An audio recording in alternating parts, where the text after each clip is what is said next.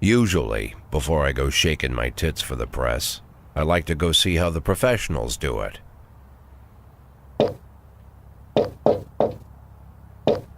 Some might say the chief of police has no business in an institution like this, but in fact it's the quietest and safest place in town. You won't run into any reporters, nobody gets into any fights, nobody drinks too much, nobody even raises their voice. The place is owned by an elderly gentleman who knows how to keep things under control. That's why I never invite my friends here. I wanted to make an exception for my 60th birthday, but most of my colleagues are young enough to be my sons, and they'd rather just hire prostitutes. Why stare at some boobs when you can take the whole package for yourself? But there's none of that in our club. Even looking too long is considered indecent. You can get an occasional glimpse, like by accident. The rest of the time you just pretend that you're immersed in conversation, or just come by for a drink. Doesn't mean these gentlemen wouldn't want their bald heads smothered in tits. It's just that nobody says it out loud. My younger colleagues might call it hypocrisy, but I call it the good old-fashioned manners. Good manners and leave the rest unsaid. She agrees to unbutton her blouse, and we agree not to pay too much attention. The girls are on a quiet prowl, too. They're looking for a way out of their cramped rooms. Maybe make friends with some wealthy patron with a pacemaker and dentures. Everybody wants something. But we have to control ourselves, or we'll all turn into libertines and prostitutes. Hell, if there weren't any rules, I'd be belching and farting, jumping up on the table, arms held high, yelling, "Shake it, baby!"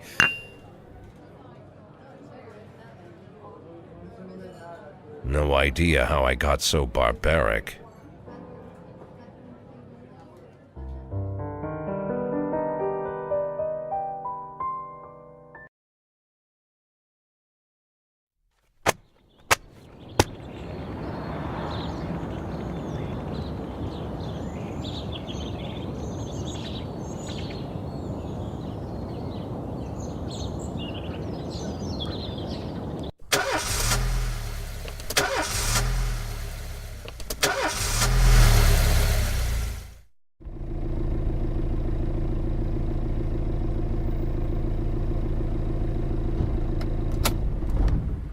When I was a kid, my father sometimes told me at bedtime that if I closed my eyes and didn't open them for a long time, all the demons would blow away.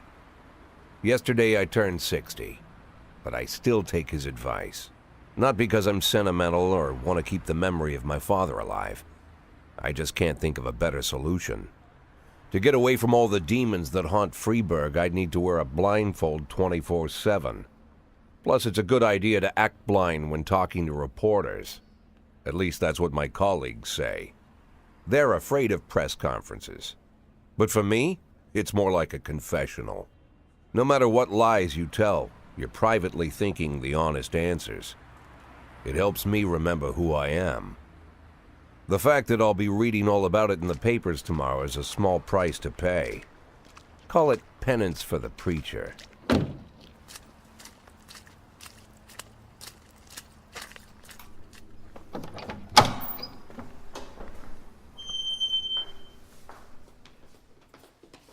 This is the first time I'm afraid of those answers my mind has given me.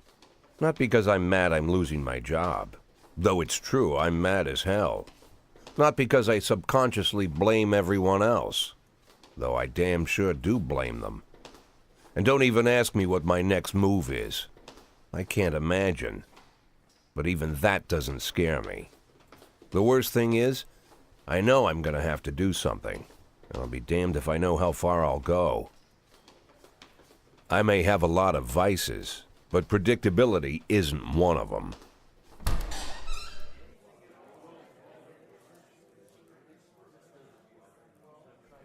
I learned a long time ago how to drive away the swarming demons. But what do you do when they're trying to rip your soul from your skin? Shutting my eyes tight as I can. The best solution remains the same: play blind. I just hope the reporters think I was blinded by the camera flash.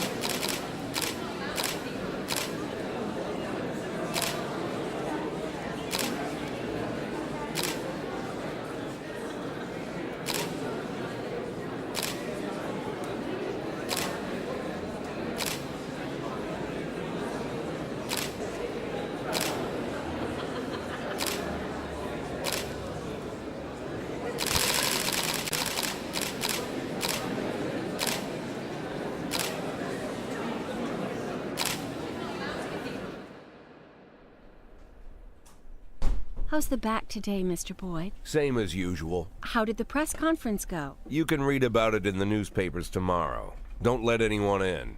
Even Mr. Kendrick? Especially Mr. Kendrick.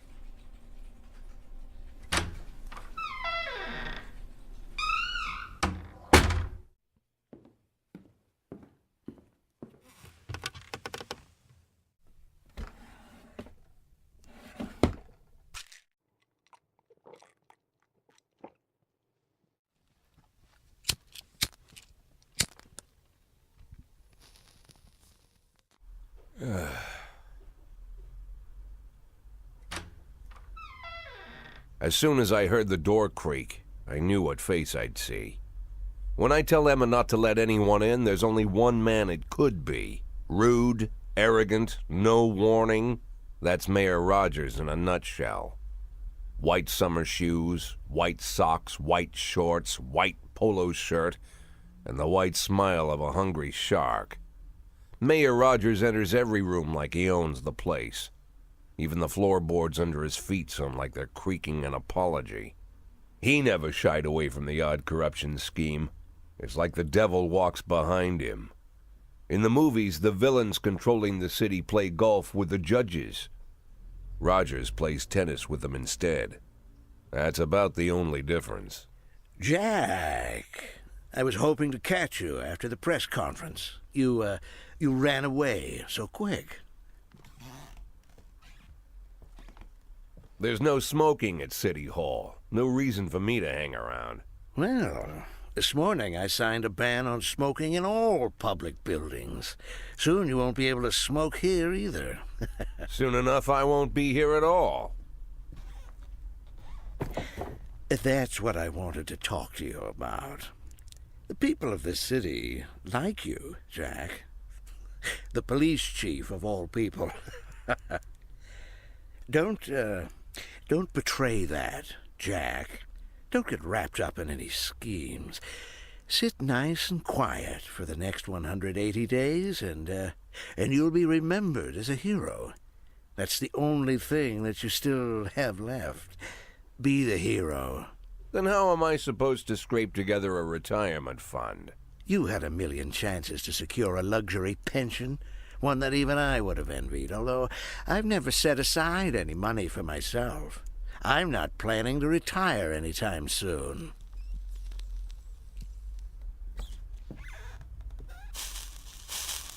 "180 days of quiet, Jack. That's all I need. I don't have any problems with you, and you won't have any problems with me. I have a new assistant, Troy Starr. If you have something to tell me, call him. But try not to bother him. He's a busy man. I'll do my best. And quit smoking up the office. One of my friends will be using it soon.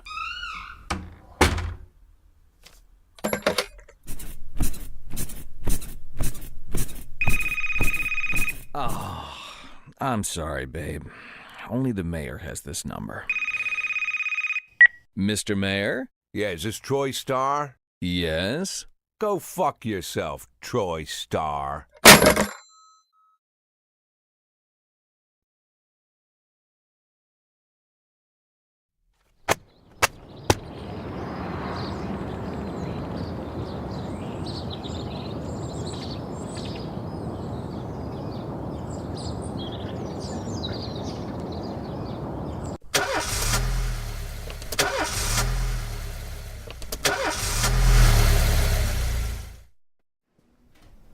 Cops don't use the police station cafeteria anymore. There's some kind of stigma against sitting shoulder to shoulder with your partners. Everybody just takes snacks from the machines or grabs a meal and hammers it down in the corner like a vulture on a corpse. The main thing? Don't look into anyone's eyes. Could be construed as an invitation to sit together. The only people eating here are ghosts.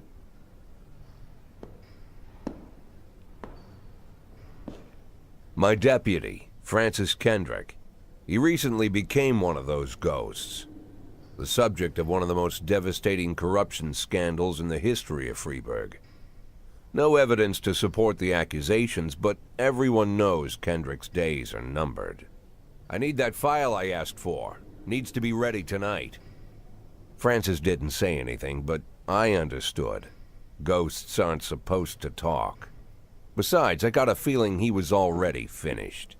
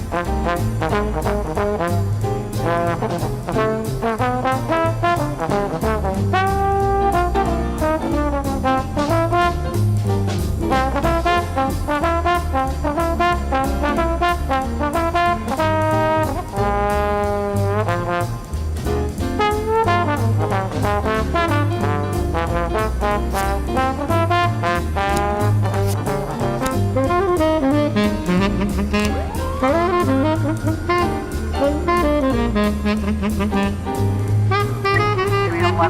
in progress.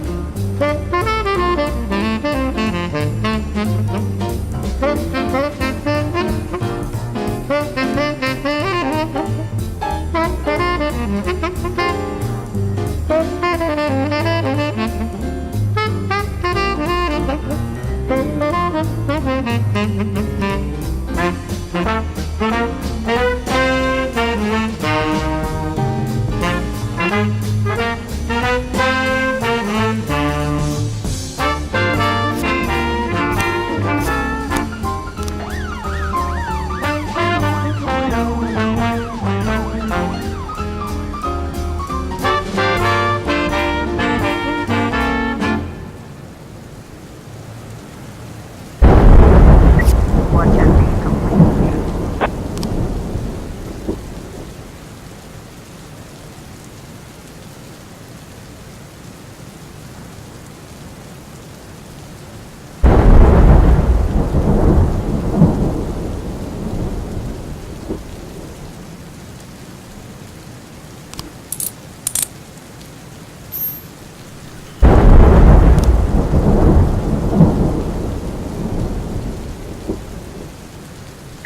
Three 11A complete.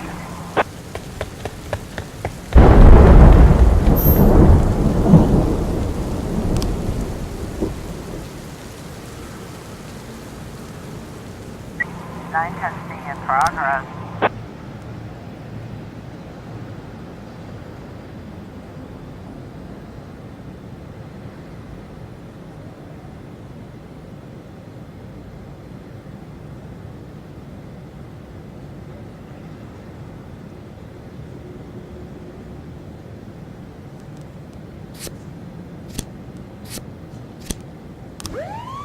Three 11A in progress.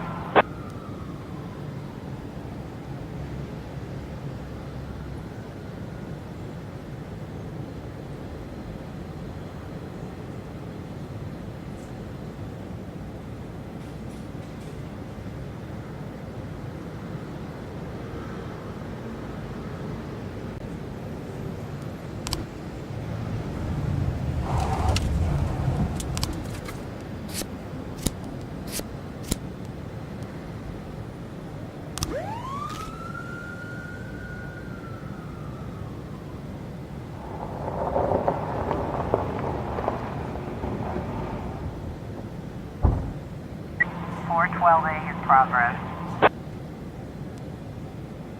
Looks like we have a situation here.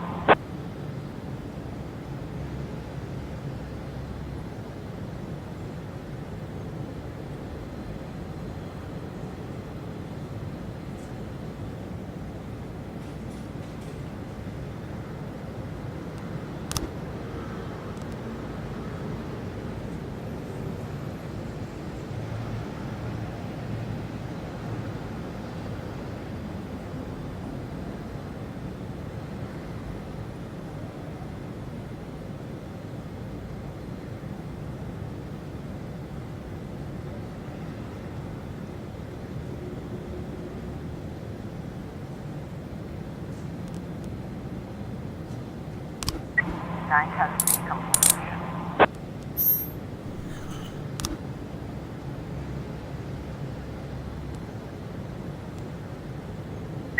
Three 11A complete.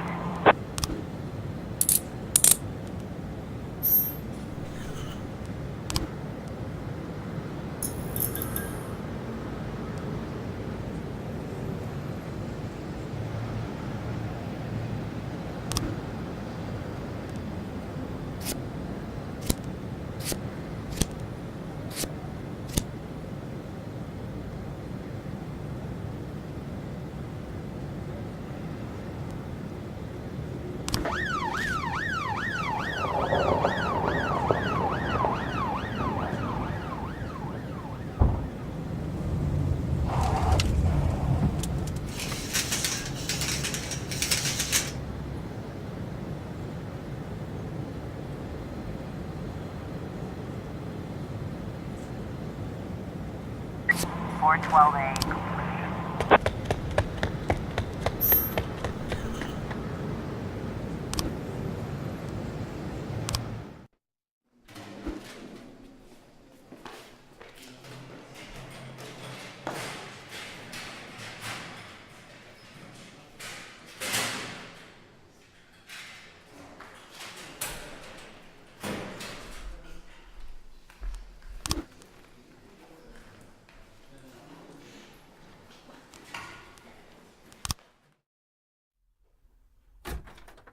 Used to be, when I asked Kendrick to stay late at the office, he liked to grumble and crack wise.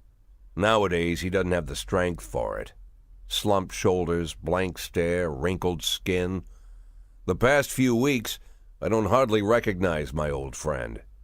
In his younger years, he reminded me of a gallant royal officer in an old Kipling story. Kendrick isn't just crumbling under the weight of the public pressure, but from the shame of it all. Internal Affairs raided the library he inherited from his grandfather, hoping they'd find buckets of cash stashed in the pages. Heard about the look on his face, the fearless policeman standing helpless in horror. I've known Francis for 30 years. The past 20 years he's played loose with the law. And I know that at a certain point every stolen dollar brings more misery than anything else. Probably sounds crazy, but I sympathize with the guy. What can I do? Your friends are your friends, and these are the waters we swim in. Called all of the people on that list today. Now they know you're in business, so you could get a call from any of them. You don't need to worry about any of them. I've cleared them all. And what kind of business are we talking here? It's nothing too serious, just like you asked. Should be just a few small favors. Payments will vary depending on the situation and who you're dealing with. How much are you looking to earn? $500,000. $500,000? Why not a whole million? Because everybody wants to take $1 million. Figured I'd try something different. $500,000 in 180 days? Well, you could earn it all above board if you netted all the big fish and hit all your bonuses. Never knew you for a fisherman. Well, you never got into my business, and I'm not trying to get into yours. But be careful about bringing in any other cops. Sooner or later, they'll put the finger on you. And one more thing, Jack. I remember what you said, but I should probably add one more name to that list. Christopher Sand. Sand. Christopher G. Sand. Everyone knows the name, but few could tell you who he is. The old man stays away from the spotlight. Always wears old-fashioned jeans and knitted sweaters. Gives to charity. Rarely attends social events. An avid hunter, I hear. Even dabbles in poetry. You'd never guess he's the head of the oldest and most powerful gang in the city. Goes back as far as his great-grandfather. And Sand is strict about following the old rules. He rarely involves himself in commonplace murders and robberies. Hardly needs to intimidate anyone to get his point across. The people who work for him each have their sphere. They provide protection where needed, even work with the authorities when they want to make a deal. Meanwhile, Sand pulls the strings without getting his hands dirty. People sometimes mistake his quiet approach. A couple years ago, an arms dealer decided to expand its business without asking permission, and his whole family paid the price. In 4 weeks, Sand killed 31 people. Old men, women, even a few teenagers. And Sand's people made sure every paper reported it. Frank, I don't want to hear you say that name again. Jack, please, listen to me. I'm in with these guys. We agreed, Frank. That's not the kind of business I'm into. I don't go there. Never have, never will.